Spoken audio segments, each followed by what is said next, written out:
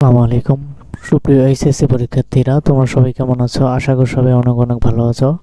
তো 26 সালে যারা পরীক্ষা দেবা তাদের জন্য সিলেবাস, নতুন সিলেবাস, তথ্য যোগাযোগ প্রযুক্তি, যেটাকে আমরা আইসিটি বলে চিনি। তো তোমাদের বিষয় কোড কিন্তু এখানে 154। তো আমরা যদি এইখানে দেখি যে তোমাদের পুনর্বিন্যাসকৃত পাঠ্যসূচি সিলেবাসে তোমাদের কী কী আছে, তো আমরা যদি নিচে দেখতে চাই তো আমরা দেখতে পাবো যে এইখানে তোমাদের রয়েছে হলো দ্বিতীয় অধ্যায় রয়েছে। এখানে কিন্তু তোমাদের প্রথম অধ্যায় নাই। তো দ্বিতীয় অধ্যায় থেকে আমরা দেখব। দ্বিতীয় অধ্যায় থেকে কম্পিউটার রক্ষণাবেক্ষণ ও সাইবার নিরাপত্তা সম্পর্কে জানতে পারবো। কম্পিউটার রক্ষণাবেক্ষণের ক্ষেত্রে সফটওয়্যারের গুরুত্ব ব্যাখ্যা করতে পারবো।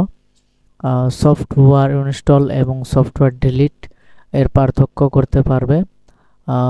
তারপর কম্পিউটারের ট্রাবল শুটিং এর গুরুত্ব ব্যাখ্যা করতে পারবে।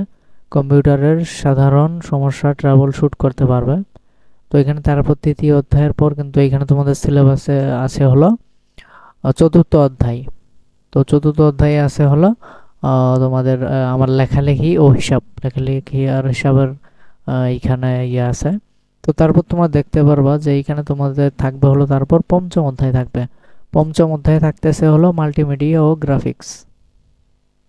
তো এখানে মিডিয়ার ধারণা পাবো তোমরা। তারপর মাল্টিমিডিয়ার মাধ্যমসমূহ, প্রেজেন্টেশন সফটওয়্যার, প্রেজেন্টেশন তৈরি করা, পাওয়ার পয়েন্ট প্রোগ্রাম খোলা ও স্লাইড তৈরি করা, প্রেজেন্টেশন সেভ বা সংরক্ষণ করা, নতুন স্লাইড যোগ করা, প্রেজেন্টেশনে স্লাইড প্রদর্শক, তারপর স্লাইডে ব্যাকগ্রাউন্ড যুক্ত করা বা ব্যাকগ্রাউন্ড পরিবর্তন করা, স্লাইডে ছবি যুক্ত করা, স্লাইডে ট্রানজিশন যুক্ত করা, লেখার স্থানান্তরভাবে ট্রানজিশন প্রয়োগ করা, ট্রানজিশনে শব্দ প্রয়োগ করা, স্লাইডে ভিডিও যুক্ত করা।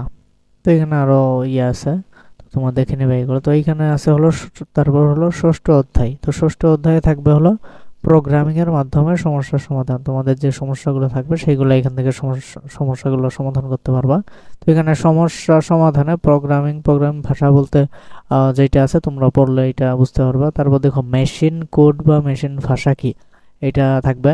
তারপর পাইথনে প্রোগ্রামিংয়ের যাত্রা শুরু, চলক বা ভ্যারিয়েবলের নামকরণ, ভ্যারিয়েবলে ডেটা সংরক্ষণ করা অথবা ভ্যালু অ্যাসাইন করা, ডেটা টাইপের রূপান্তর, তারপর প্রোগ্রামে ডেটা ইনপুট নেওয়া, গাণিতিক অপারেশন, কম্প্যারিশন বা তুলনা করার অপারেটর এবং তাদের ব্যবহার। তারপর দেখতে পারবে এখানে প্রোগ্রামে শর্তের ব্যবহার, ম্যাচ স্টেটমেন্ট, প্রোগ্রামের লুপের ব্যবহার। তো তারপরে এখানে ব্যবহারিক যেটা তোমাদের যেটা প্র্যাকটিক্যাল থাকবে, এইখানে তোমাদের 1 আছে, 2 আছে, 3 আছে, 4, 5, 6, 7 এই যে এইগুলো আছে, এইগুলো তোমরা পড়ে নেবা। তো নিচে আরো দেখি আমরা আছে কিনা, না নিচে আর তোমাদের নাই। আইসিটিতে এইগুলাই আছে। তো আসলে তোমাদের সিলেবাসে, নতুন সিলেবাসে কোন কোন অধ্যায় আছে সেটা হলো দ্বিতীয় অধ্যায় তোমাদের রয়েছে, দ্বিতীয় অধ্যায়টা পড়বা। তারপর চতুর্থ অধ্যায় আছে আমার লেখালেখি ও হিসাব, চতুর্থ অধ্যায়। তারপরে এখানে দেখতে পারবা পঞ্চম অধ্যায় মাল্টিমিডিয়া ও গ্রাফিক্স, এইটা।